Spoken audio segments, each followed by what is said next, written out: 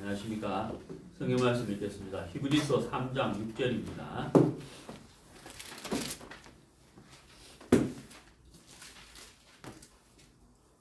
히브리서 3장 6절.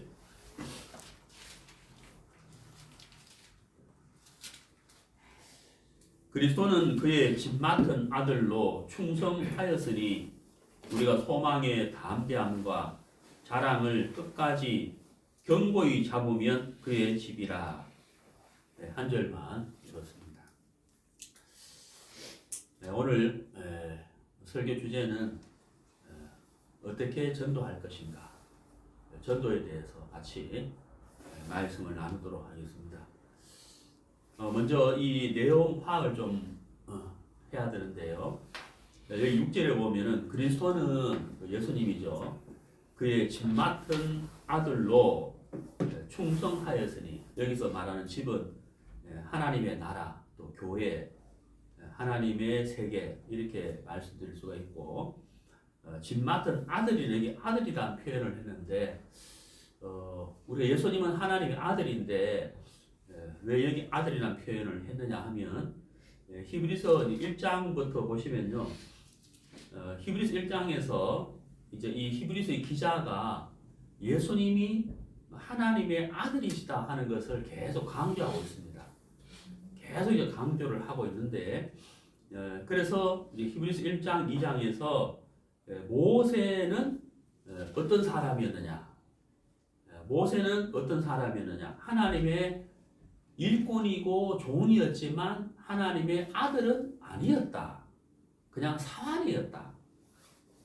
하나님의 일에 쓰임 받은 일꾼에 불과했다. 일꾼이었다. 그냥 사환이었다. 그냥 종이었다. 이걸 이제 이야기하고 있는데, 그러나 예수님은 아니다. 그분은 하나님의 아들이었다. 그 아들이심을 계속 강조한 거예요. 비교해서 강조를 하고 있는 거예요. 1장, 2장에서. 제 말 이해가시죠?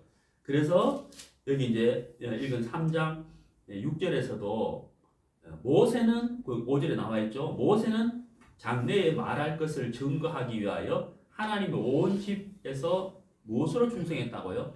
사환으로. 그냥 종이다, 종.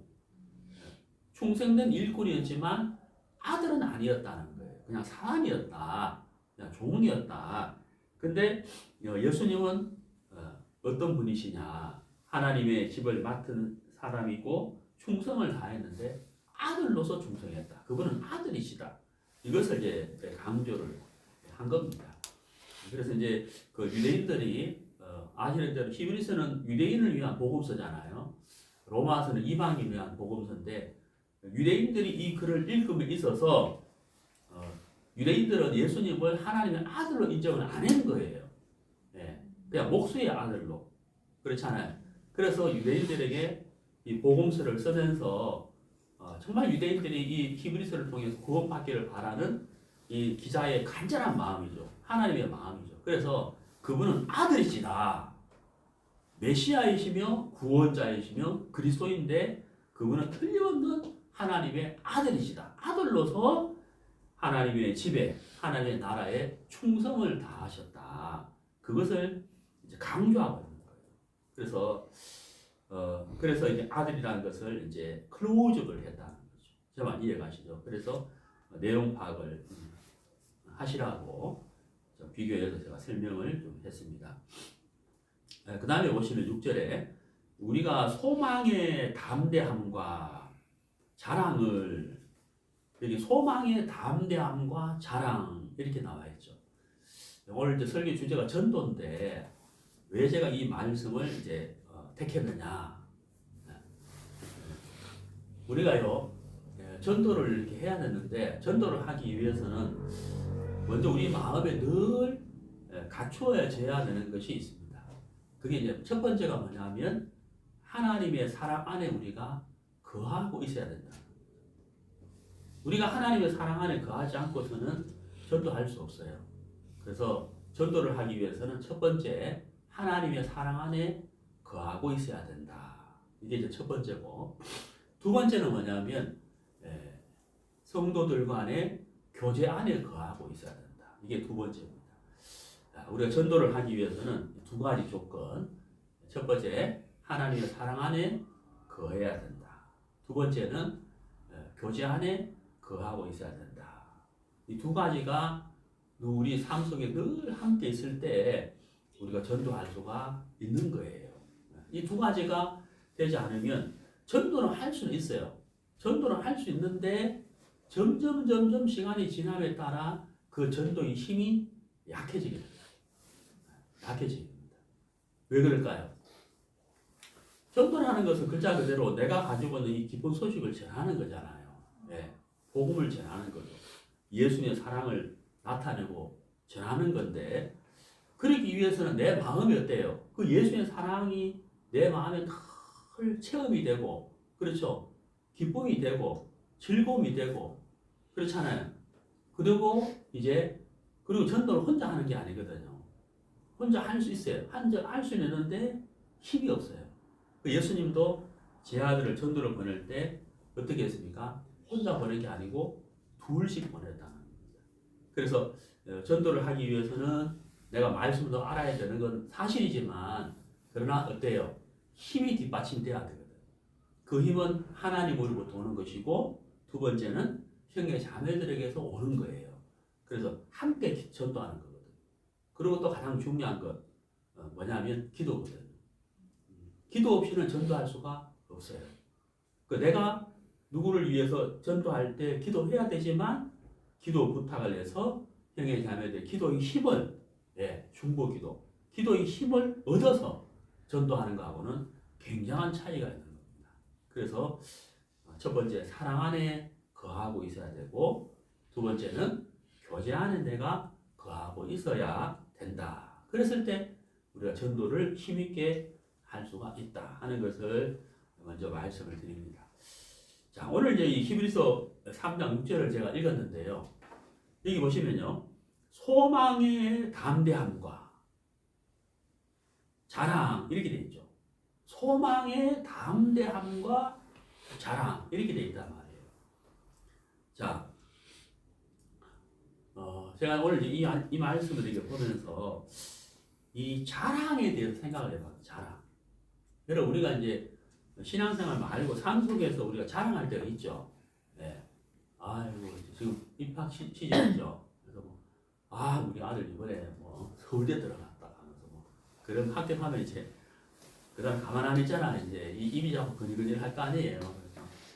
그래서 자랑을 하고 싶은데 자랑을 일부러 할 수는 없으니까 누구 엄마 하면서 요즘 다들 부모님들이 다들 입학 시즌이라서 합격 때문에 뭐야 아프지 하면서 이 말을 자꾸 물어주기를 바랐잖아요. 그래서 이제 그러면 이제 그래 참 누구 엄마 그 아들 어떻게 됐어요? 이렇게 물어주기를 바라잖아요. 그래서 유도해가지고 그래가지고 우리 아들 이번에 합격했지. 어느 대학인데 서울대.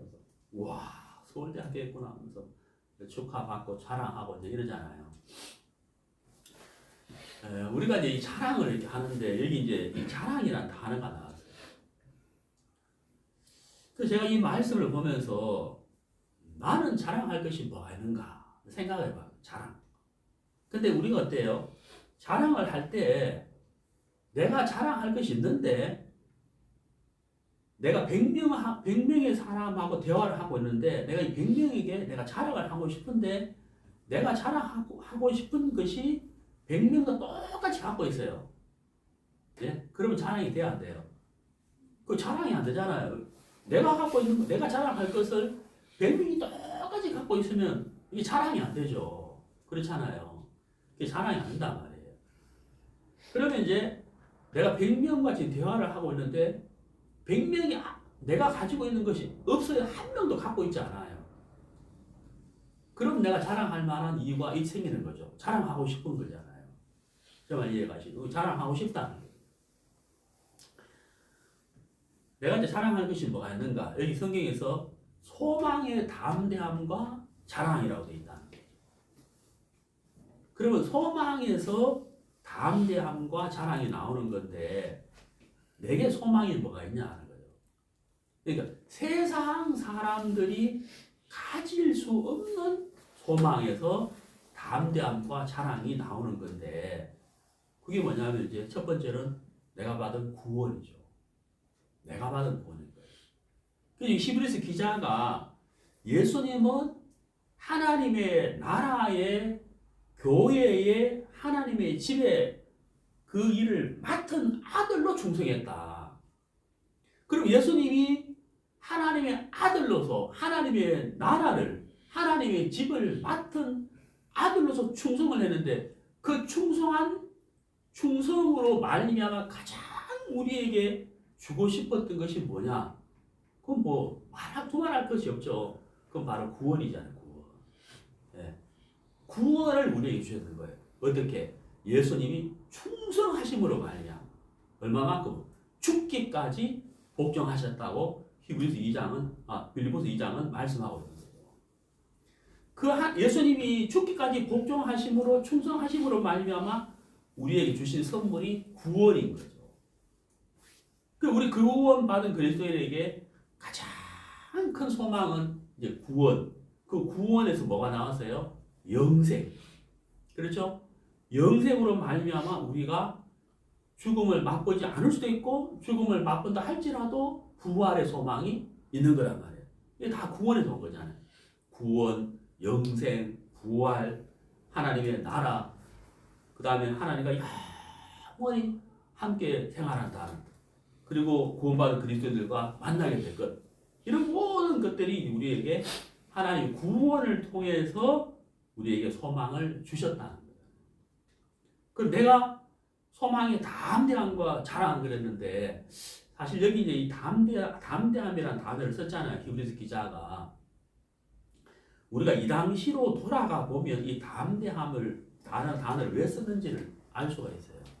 그게 뭐냐면 이때 히브리서 기자가 히브리서 쓸 때 이때는 복음의 핍박이 엄청났어요.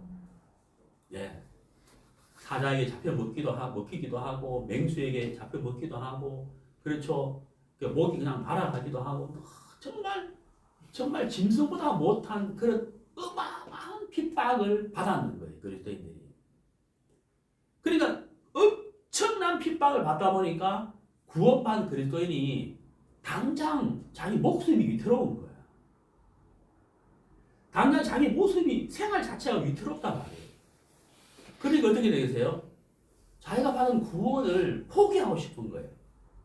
구원을 포기한다는 말이 무슨 말이냐? 구원을 숨기고 싶은 거예요. 내가 그리스도인이라는 걸 숨기고 싶은 거예요. 왜? 당장이 목이 날아갈 지경이잖아요. 너무 위태로운 거예요. 너무 핍박이 심한 거예요. 그러니까 어때요? 소망이 바람 앞에 등불 촛불처럼 소망이 흔들거려 버리잖아요. 소망을 가질 수가 없는 거라. 왜? 지금 목숨이 왔다 갔다 하는데 그렇잖아요. 그러니까 소망의 담대함. 우리가 구원 받았다. 예수님은 하나님의 아들이시다. 아들로서 충성하셨다. 그래서 우리가 영생을 얻었다. 그걸 계속 지금 이야기하는 거예요. 하늘의 소망을 가져라. 예수님을 뭐라고 해요? 3장 1절에 보세요. 그러므로 함께 하늘의 부르심을 입은 거룩한 형제들아 우리가 믿는 도리의 사도시며 대제사장이신 예수를 뭐라고요? 깊이 생각하라. 깊이 생각하라. 모세도 하나님께 충성을 해서 그 영광을 받은 것이 있는데 그 모세가 받은 영광과 예수님으로 말미암아 받은 영광은 비교가 되겠느냐? 예수님을 깊이 생각해라. 그래서 이 예수님을 계속 초점을 맞추어 주는 거잖아요. 예수님은 아들로서 충성하셨고 예수님으로 말미암아 우리가 소망을 얻었다. 그 소망의 담대함을 뭐라고 되어 있어요? 그 다음에 끝까지라고 되어 있어요. 끝까지. 왜? 핍박이 너무 심하기 때문에 소망의 담대함을 가지긴 가졌는데 이게 어때요? 가다가 주저앉아 버려요. 이 소망의 담대함을 끝까지 못 가지는 거예요. 왜? 너무 핍박이 심한 거예요. 그래서 주저하고 싶은 마음이 생기는 거예요. 그리고 어때요? 숨기고 싶은 거예요. 그리고 어때요? 뒤로 물러가고 싶은 거예요. 사도 바울은 그러지 말라는 거예요. 우리처럼 이렇게 큰 구원을 얻은 자가 누가 있느냐? 이렇게 큰 구원을 우리가 받았다. 이게 정말 소망이고 이게 바로 우리의 자랑이다.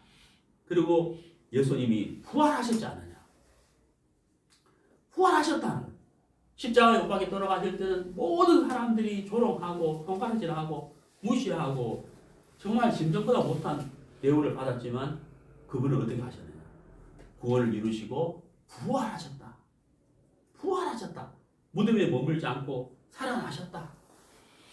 그 예수님을 바울이 말씀 전하면서 이게 바로 우리의 소망인데 이 소망의 담대함을 언제까지? 끝까지 중도에 포기하거나 주저앉거나 물러가거나 숨기를 할 것이 아니라 끝까지 견고히 잡아야 된다.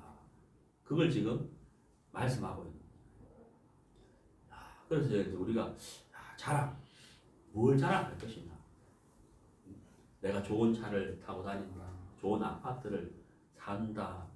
뭐 좋은 휴대폰을 샀다. 뭐 돈을 얼마 벌었다. 물론 그것도 자랑입니다. 근데 어때요? 정말 참된 자랑은 어때요? 다른 사람이 갖지 못한 그것을 내가 나타내는 게 자랑이잖아요. 자랑. 그것을 자랑하는. 중국의 진시 왕이 불로초를 구하기 위해서 제주도까지 보냈다는 그런 문헌이 있어요. 모든 사람의 마음속에 정말 이 영생에 대한 생각을 다 한 번씩 해보잖아요. 종교가 있든 없든 간에 사람이 영원히 살 수는 없을까? 뭐 이런 생각을 해요. 천국이 있을까 없을까? 지옥이 있을까 없을까? 이런 생각을 한다는 거예요. 네. 제가 군생활 할 때 우리 자매도 군대 안 가봐서 모르죠. 아침 저녁으로 점호한다고 점호. 점호가 딴 거 없어요. 숫자 도망가는 거 있는 거구나. 숫자 확인하는. 저녁에 9시 반에 이제 점호하는데 딱 이렇게 서 있잖아. 그때 제가 이제 2등병 때요. 아니 완전 쫄릴 때 내후반에 배정된 지 얼마 안 됐어요. 바짝 얼어가지고 탁 이렇게 이제 딱 이렇게 서 있는데 제 옆에 상병이 있어요. 그때 상병은 저한테 뭐 아주 하늘 같은 고참인 거예요. 정확히 저하고 12개월 선배예요. 그 김상병이요. 옆에 딱 서 있고 나랑 바짝 쫄았 이랬는데 김상병 뭐 주머니 손 나가지고 데려올 때까지 뭐 아주 여유가 있더라고. 나는 그래 뭐 하잖아요. 바짝 쫄아가지고. 그랬는데 그 김상병이 오른손을 가지고 허벅지를 툭 치더라고. 야,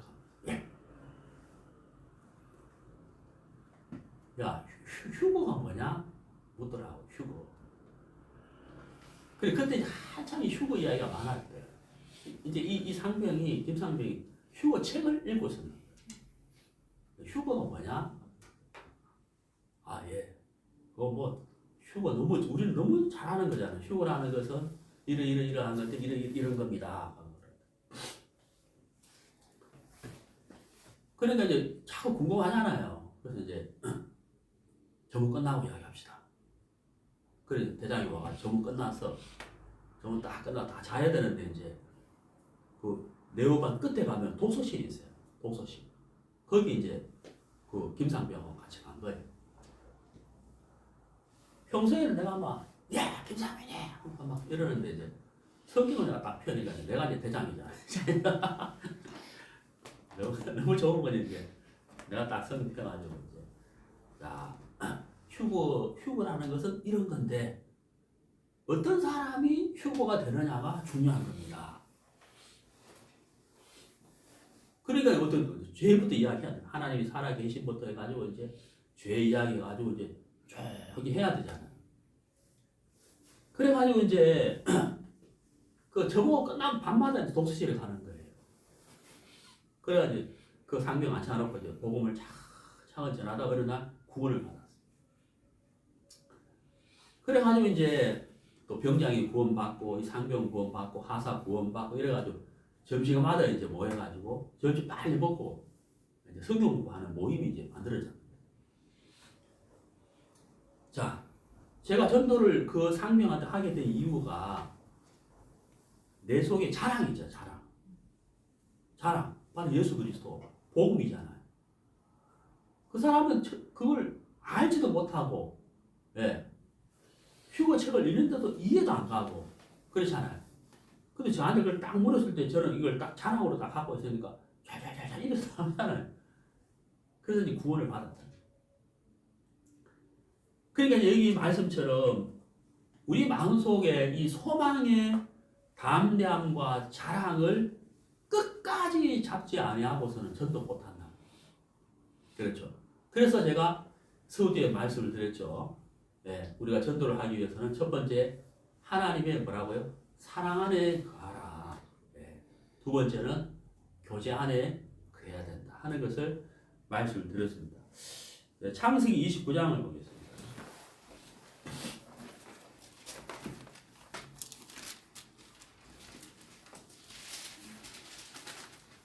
창세기 29장 20절.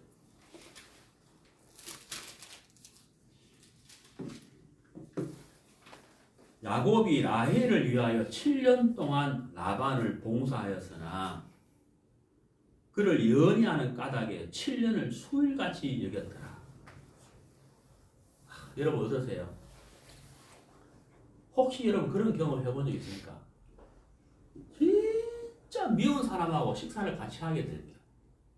그런 경우 간혹 있죠. 어쩔 수 없이 식사를 해야 되는 경우잖아요. 근데 아니면 갑자기 미워가지고 밥을 먹어야 되는 경우. 그런 경우 있잖아요. 그럼 밥맛이 어때요? 밥맛 있어요? 밥맛 없어요?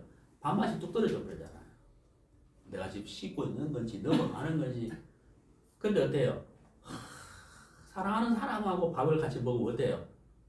밥맛이 있을 뿐만 아니고 막 그냥 즐겁잖아요. 여기 이제 보면은 이 야곱이 라헬을 아내로 얻기 위해서 이제 외삼촌 라반이 7년 동안 봉사하라 그랬다고. 근데 7년을 그 다음 뭐라고 돼 있어요? 수일같이 여겼더라. 왜요? 라헬을 얻고 싶은 거예요.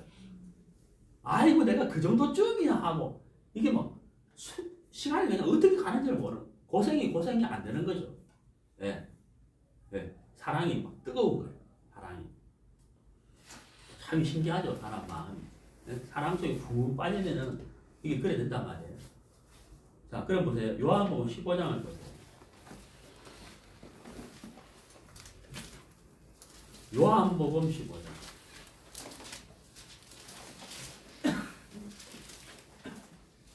요한복음 15장 9절. 아버지께서 나를 사랑하신 것 같이 나도 너희를 사랑하였으니 그 다음 뭐라 되어 있습니까? 나의 사랑 안에 거하라. 내가 어디에 있어야 할 곳 위치를 정해 주셨죠. 나의 위치를 정해 주셨죠. 그게 어디예요? 나의 사랑. 예수님의 사랑 안에 내가 있어야 된다는 나의 위치를 예수님은 정확하게 말씀해 주셨다는 내 위치. 내가 어디에 서 있어야 되느냐. 여러분 아까 제가 자랑에 대한 말씀을 드렸는데 제가 서울 중구 서울 중앙교회에서 제가 사역을 한 적이 있어요. 어느 날 이제 식사를 마치고 일요일 날 식사를 하고 형님 자님들하고 중구에 무슨 시장 이름이 기억이 안 나고요. 내가 거기에 전도를 하고 시장 전도. 자, 형님 우리 시장 전도를 갑시다. 앰프하고 전기선하고 이제 마이크하고 들고 형님 데리고 이제 그 시장 갔어요. 가가지고 이제 보니까 뭐 옷가게가 하나 있더라고. 그래서 제가 주인한테 제가 이러한데 전도를 좀 하고 싶은데 옷가게 앞에 좀 하고 싶은데 괜찮으냐? 하러 가더라고. 그래서 이제 그 옷가게 선에 전기선 코드 빼가지고 이제 앰프 딱 설치해놓고 이제 마이크 들고 제가 외치고 형님 자매들은 전도하지 안 하죠. 그래서 제가 이제 거기서 이제 10분 설교하는 거예요. 시장에 사람 막 다 타잖아요. 10분 설교하고 또 전도진 안 하죠. 또 10분 설교하고 전도. 그걸 한 달 정도 해봐요. 한 명도 구원 안 받았어요. 한 명도 구원 안 받았어요. 누가 와가지고 오늘 말씀드리는 이런 상담 한 명도 없어요. 네. 제가 무슨 얘기를 하고 싶으냐. 우리가 참 구원받은 것도 기적이고요. 구원받은 사람을 만나는 것도 기적이에요. 진짜 이게 막 기적 중에 기적이에요. 제가 어제 이제 대전에 가서 같이 이제 목회했던 목사님들을 만나 교제를 같이 교제 식사도 하고 한 사람 한 사람이 막 너무 소중한 거예요. 올라오면서 오늘 너무 이 모임이 소중한 모임이다. 같이 교제하고 간정하고 어떻게 살아왔는지. 왜냐하면 구원받은 한 사람 만나기가 정말 어려운 거예요. 여러분 저도 이제 말씀 전하는 사람이에요. 저도 말씀 들어야 되잖아요. 말씀 듣기 위해서 어떻게 하겠어요? 유튜브에서 계속 검색한다고요. 근데 참 정말 구원받은 사람의 그 설교 듣기가 하늘의 별 따기처럼 어려운 거예요. 정말 어려운 거예요.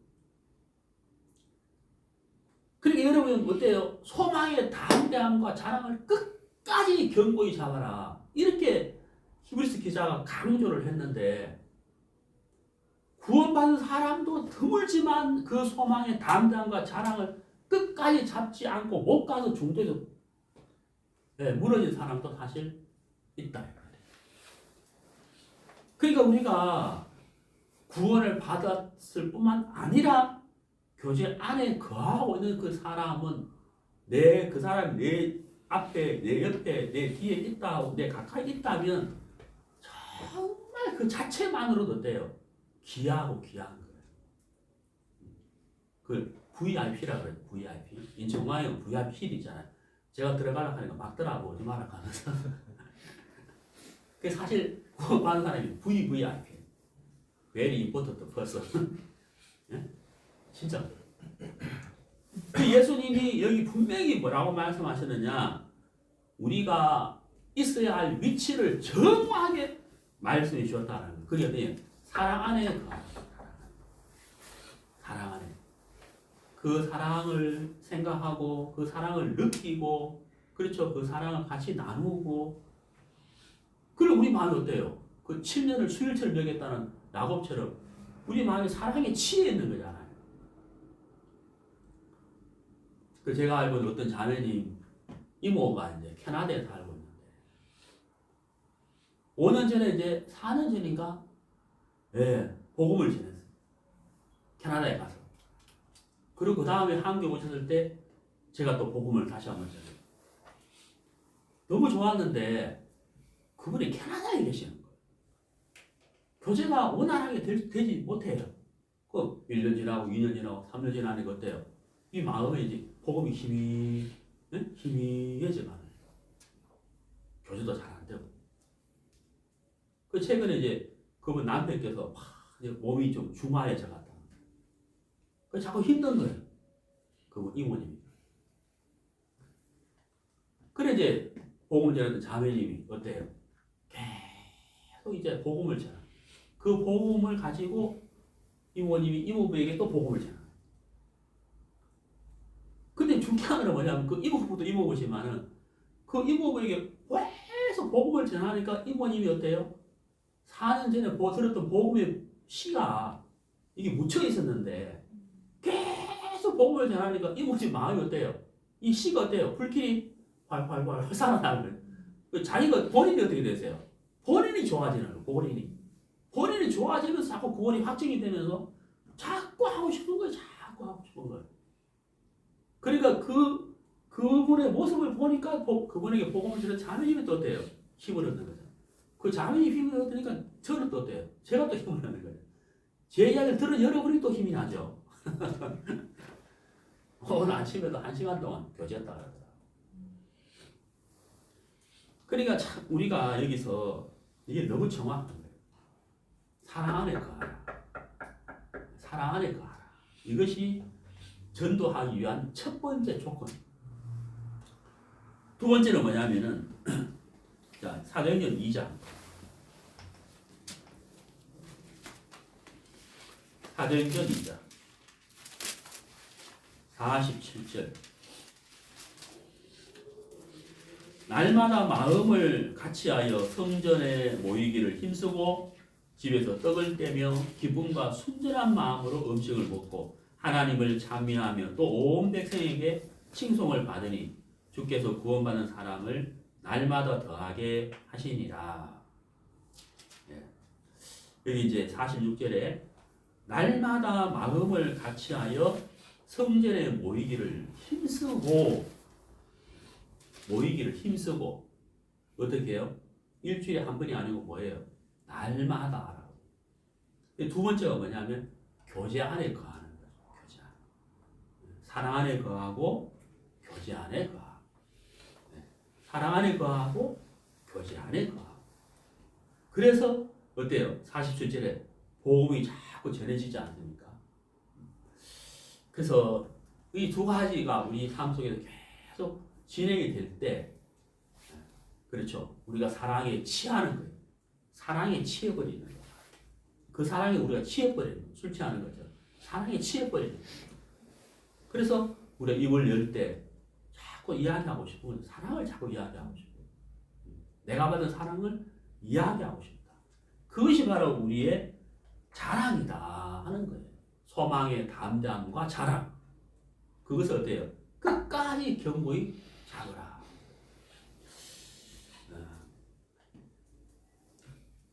요한일서 4장.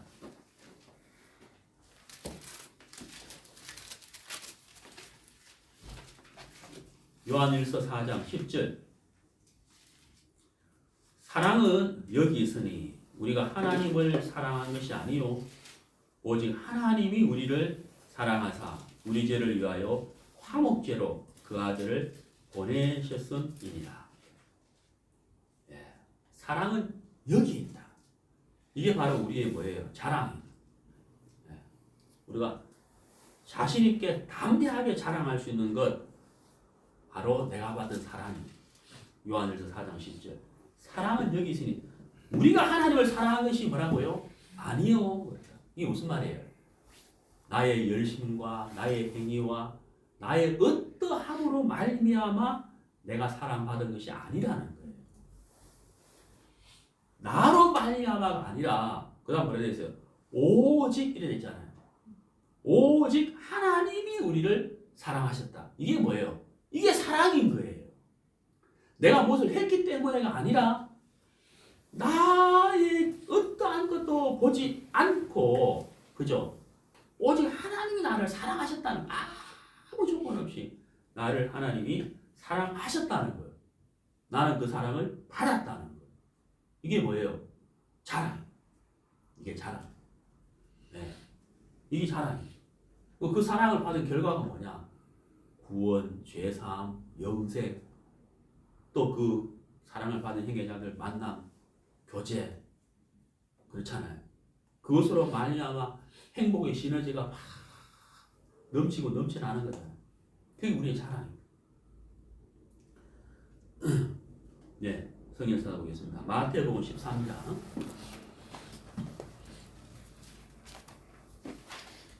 마태복음 13장 44절. 마태복음 13장 44절. 천국은 마치 밭에 감추인 보화와 같으니 사람이 이를 발견한 후 숨겨두고 기뻐하여 돌아가서 자기의 소유를 다 팔아 그 밭을 샀느니라. 여기 천국에 대해서 비유로 설명을 했잖아요. 천국은 어떤 것이냐? 네. 어떤 사람이 밭에 갔는데 밭을 갈다 보니 그 밭에서 보화를 발견한 거예요. 와, 금덩어리가 한 24개 나왔어요. 그럼 이 사람은 뭐 하겠어요? 자기 소유를 다 팔아서 그 밭을 사버리죠. 왜? 그 밭에 어마어마한 보화가 있는 거예요. 그게 천국이다. 자, 우리가 인생을 살다가 어느 날 우리가 보화를 발견했어요. 보화를. 그 보화가 뭐냐? 요한일서 4장 10절. 우리가 하나님을 사랑한 것이 아니요. 하나님이 오직 하나님이 우리를 사랑한 것이라 사랑을 여기 있다 하는 이 사랑의 이 보화를 우리가 어느 날 발견을 했어요. 발견을 했어요. 근데 어떤 사람은 이 사랑이 그 사람의 것이 안 되는 경우가 있는 거예요. 사랑을 발견했는데, 사랑을 알았는데 이 사랑이 그 사람의 것이 안 되는 경우가 있다는 거예요. 그 왜 그런지 알아요? 자기 소유를 그럼 뭐라 됐어요? 팔아 이래 됐다. 자기 소유를 다 팔아 급하게 산다 그랬는데 그 소유를 자기 소유를 안 팔면 이 보화는 자기의 것이 안 된다는 거예요. 그렇잖아요. 그 사랑을 알았지만 그 사랑이 자기 것이 안 되는 거예요. 자기 보화는 안 되는 거예요. 왜? 자기 소유를 안 팔기 때문에. 자기 소유를 파는 게 뭐예요? 내가 가진 재산을 다 팔아야 되냐? 그게 아니죠. 자기 소유를 파는 게 뭐냐? 사랑은 여기 있으니 우리가 하나님을 사랑한 것이 아니고 하나님 나를 사랑하셨다는 거예요. 그 사랑 앞에 내 소유를 판다는 게 뭐예요? 내 소유를 팔아야만 그게 내 게 되잖아. 내 보화가 되는 거잖아요. 내 소유를 판다는 게 뭐냐는 거예요. 그 사랑 앞에 내가 굴복되는 거예요. 그 사랑 앞에 내가 굴복되는 거예요. 하나님이 나를 이렇게 사랑하셨구나 하는 그 사랑 앞에 내가 굴복된다. 뭐예요? 나를 부인하는 거죠. 나를 부인하는 거예요. 내 오름을 내려놓고 그 십자가 밑에 내 오름을 내려놓고 내 생각을 내려놓고 내 의를 내려놓고 내 인생을 내려놓고 당신이 옳습니다. 당신이 나를 사랑하셨습니다. 당신이 거룩하십니다. 나는 더럽고 추한 죄인입니다. 내가 무슨 오름이 있어서 나의 것을 주장하겠습니까? 그게 자기 소유를 뭐 하는 거예요? 파는 거라고. 그게 천국이죠. 자, 사람들이 자기 소유를 팔지 못하기 때문에 그 파트를 못 사는 거예요. 그 보화를 자기 것이 안 되는 거예요. 자, 여러분. 우리가 이제 이 전도를 해야 되는데, 우리가 전도를 어떻게 할 것이냐. 첫 번째, 사랑하는 거. 두 번째, 뭐예요? 교제하는 거. 우리가 전도해야 되잖아요. 전도의 방법이 있긴 있겠지만은, 전도를 잘하는 사람은 없어요. 근데 다만, 중요한 것이 아니다. 우리가 복음을 들을 사람에게 우리가 무엇을 도와줘야 되느냐. 네. 자기 소유를 팔 수 있도록 도와줘야 돼요. 왜? 여러분, 내가 내 소유 팔기 쉬워요? 어려워요. 내 건데. 내 소유인데. 이 내 소유를 팔기가 쉽냐는 거예요. 진짜 어려운 겁니다. 팔이 안으로 붙잖아요. 사람은 다 자기를 옳게 여기는 마음이 있는데 그 오름을 내려놓기가 이게 진짜 어려운 거예요. 어떤 사람은 죽기보다 싫어. 그 소유를 팔 수 있도록 우리가 도와줘야 돼요. 그게 전도. 그게 전도죠. 우리의 생각이 얼마나 무익하고 내가 보는 것이 얼마나 무익한지를 말씀을 통해서 보여줘야 자기 소유를 팔 수 있는 거예요. 그게 바로 우리가 해야 할 일이다. 그 전도다 하는 거죠.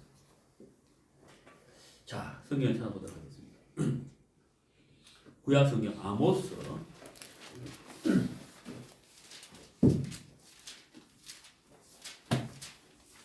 8장.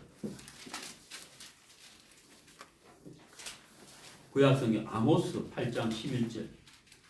주 여호와께서 가라사대 보라 날이 이를지라 내가 기근을 땅에 보내리니 양식이 없어 주림이 아니며 물이 없어 가람이 아니요 여호와의 말씀을 듣지 못한 기간이라. 자, 기근. 이 시대의 기근은 뭐냐? 여기 말한 대로 양식이 없는 기근이 아니다. 그렇죠? 사실 우리 얼마나 잘 먹어요. 물이 없어 가람이 아니다. 뭐가 없기 때문이에요? 네, 말씀을 듣지 못한 기근. 말씀을 듣지. 참 말씀, 참된 말씀, 복음, 하나님의 사랑. 이것을 제대로 알지 못하고 말씀을 통하여 내가 어떤 사람인지 알지 못하기 때문에 내가 내 소유를 팔지 못하죠. 알지 못하죠. 말을 모르니까. 그래서 우리가 어때요? 정확한 말씀을 전해주고 이 말씀을 통해서 내가 어떤 사람인지 알 때 내가 정말 별거 아니구나 하는 사실을 알면서 어때요? 내려놓게 된다.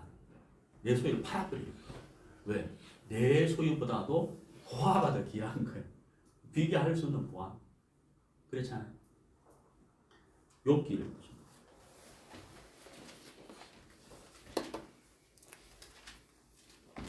욥기 22장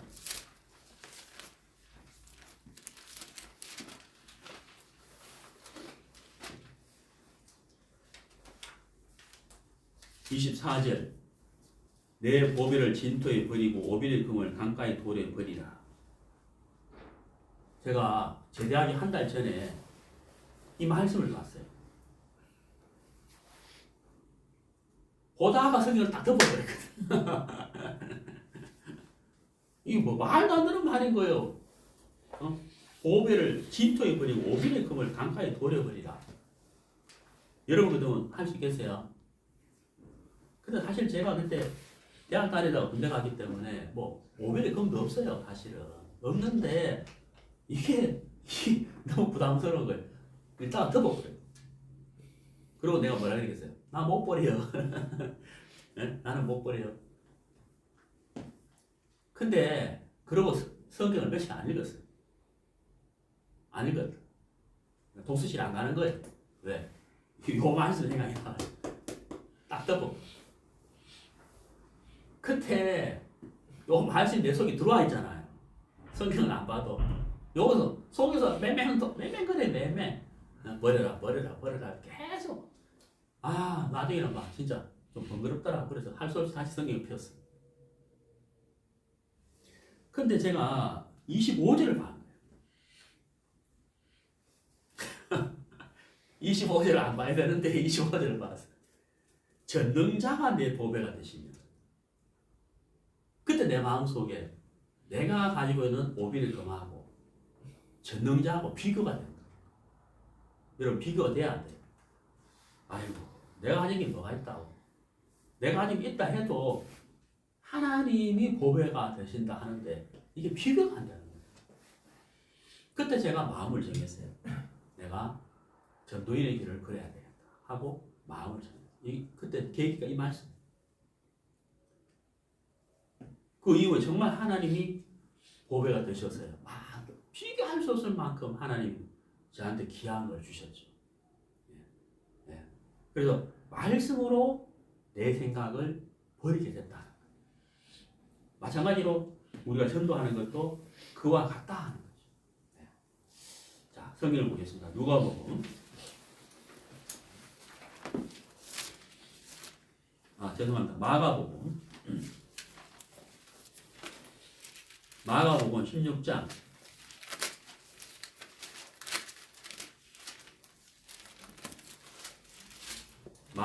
16장 14절. 그 후에 11 제자가 음식 먹을 때에 예수께서 저희에게 나타나사 저희의 믿음 없는 것과 마음이 완악한 것을 꾸짖으시니 이는 자기의 살아난 것을 본 자들의 말을 믿지 아니함이러라. 자, 여러분, 여기 이제 예수님이 제자들을 꾸짖는 장면이잖아요. 왜 꾸짖고 있느냐? 예수님 부활하셨는데 부활한 것을 본 사람들의 말을 안 믿는 거예요. 부활하셨는데 분명히 부활하신 모습을 본 사람들의 말을 안 믿는 거죠. 근데 이것만 안 믿어요? 또 뭘 안 믿어요? 예수님의 말씀도 안 믿었잖아요. 예수님이 직접 부활한다고 말하셨는데 그 말도 안 믿잖아요. 그 말씀도 안 믿고 부활하신 것을 본 사람들의 말도 안 믿는 거죠. 왜? 말도 안 되는 소리잖아요. 인간의 계산으로 볼 때. 그래서 예수님이 책망을 하셨다는 거예요. 꾸짖었다. 근데 여러분 어떠세요? 15절 보세요. 15절. 또 가라사대 너희는 온 천하에 다니며 만민에게 복음을 전파하라. 여러분 14절의 말씀 상황으로 봤을 때는 예? 14절의 말씀 상황을 봤을 때는 그 믿음 없는 마음도 완악한 제 아들에게 다른 것도 아니고 이 복음을 전하라고 말할 수 있어요, 없어요?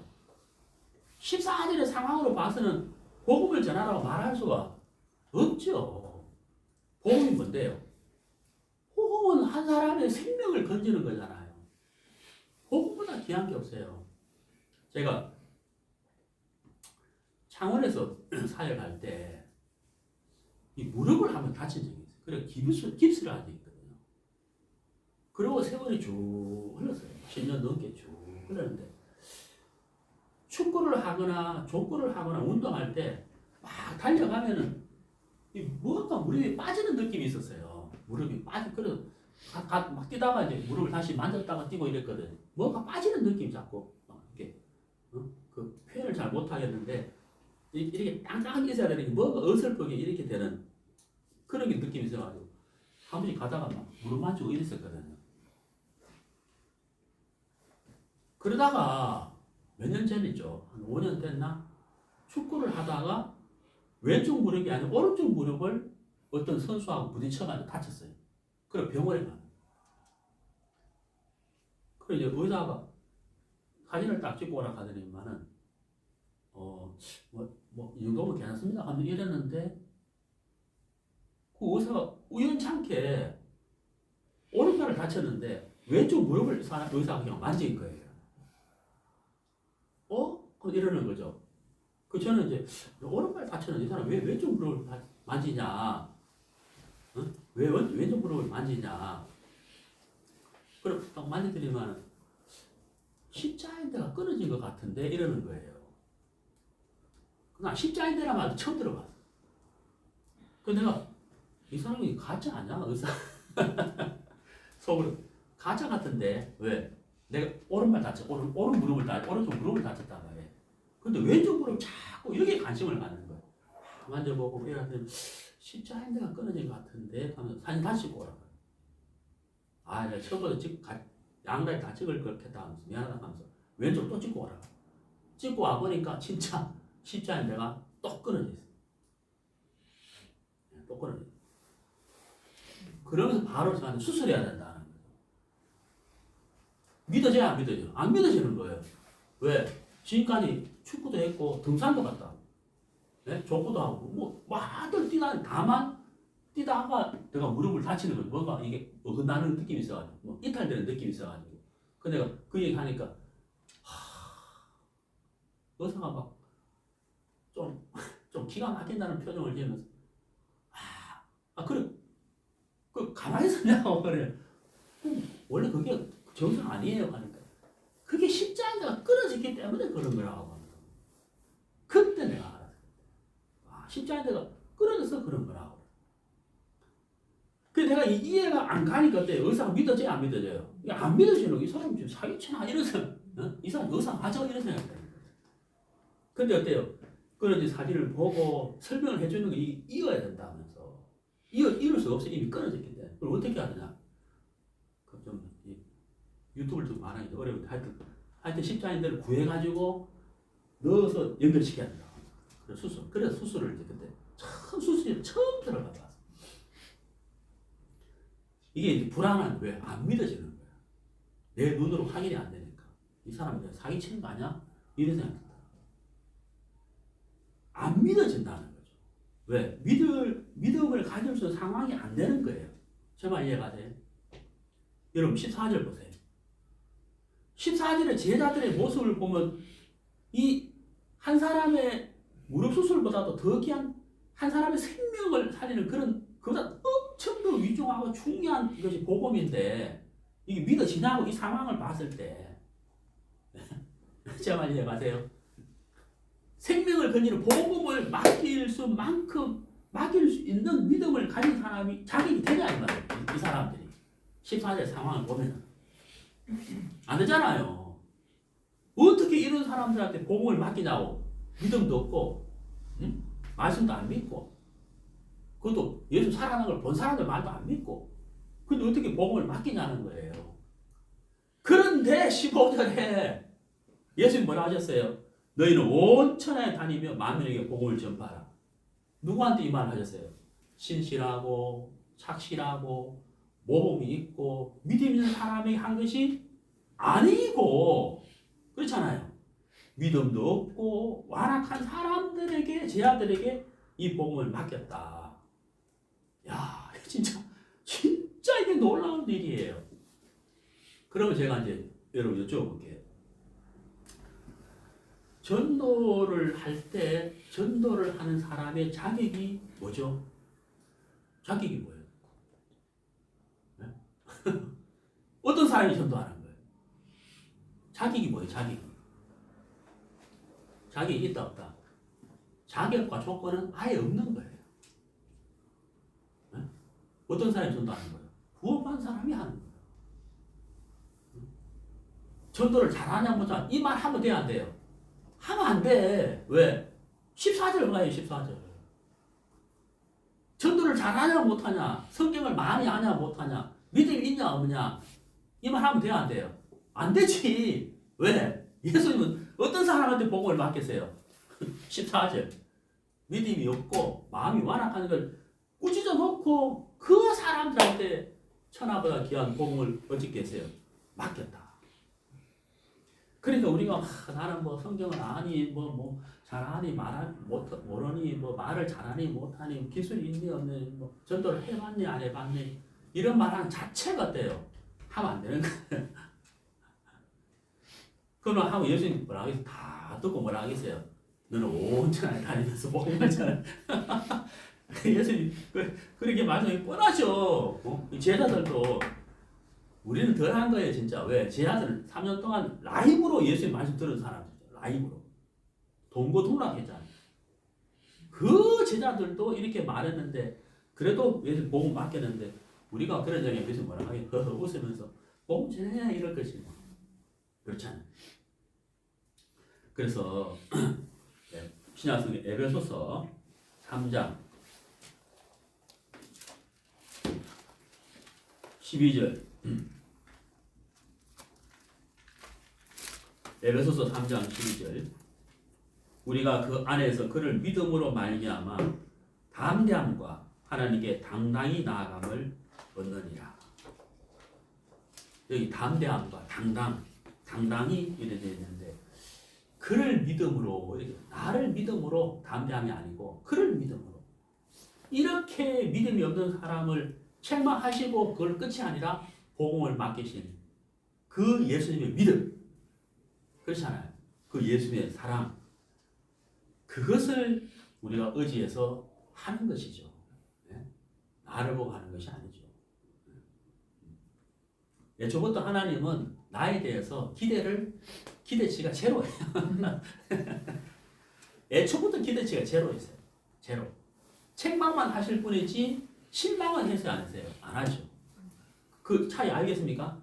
책망은 하지만 실망도 안 했고 버리지도 않았다는 사실이에요. 제 말 이해가십니까? 책망은 하시지만 미워도 하지 않았고 버리지도 않았고 실망도 하지 않았다. 그리고 여전히 복음은 맡기셨고 여전히 그 사람들과 함께 하셨고 그 사람들 쓰셨다는 사실. 그게 중요한 거예요. 그게 중요한 거예요.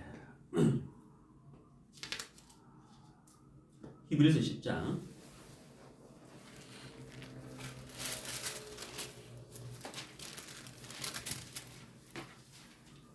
35절. 그러므로 너희 담대함을 버리지 말라. 이것이 큰 상을 얻느니라. 제가 이 담대함에 대한 설교를 한번 한 적이 있는데, 그렇죠? 기억나십니까? 제가 이 말씀을 오랫동안 잘못 알고 있었어요. 여기서 담대함은 어떤 용기, 정말 글자 그대로 담대함, 담력, 이런 것인 줄 알았는데, 제가 성경을 참 오랫동안 잘못 알고 있었어요. 여기서 말한 담대함은 그게 아니더라고요.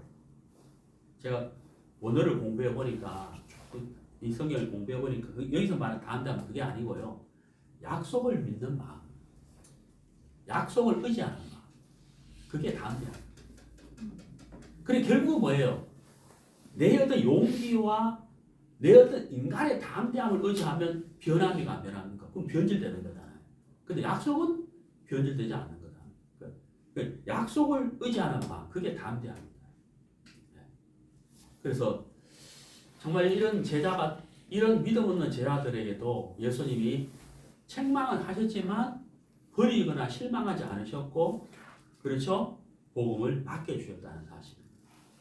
그래서 우리가 사랑 안에 거하고 교제 안에 거하고 그래서 우리가 그 사랑에 취해서 감사한 마음으로 살면서 자기 소유를 팔 수 있도록 우리가 중간 역할 전도를 하는 것. 우리가 조건과 자격이 우리에게 애초부터 없었다. 기대치가 제로. 그래서 약속을 믿는 그분을 믿는 그래서 담대하게 우리가 복음을 전하는 것이다 하는 것을 말씀드릴 수가 있습니다. 여기까지 하겠습니다.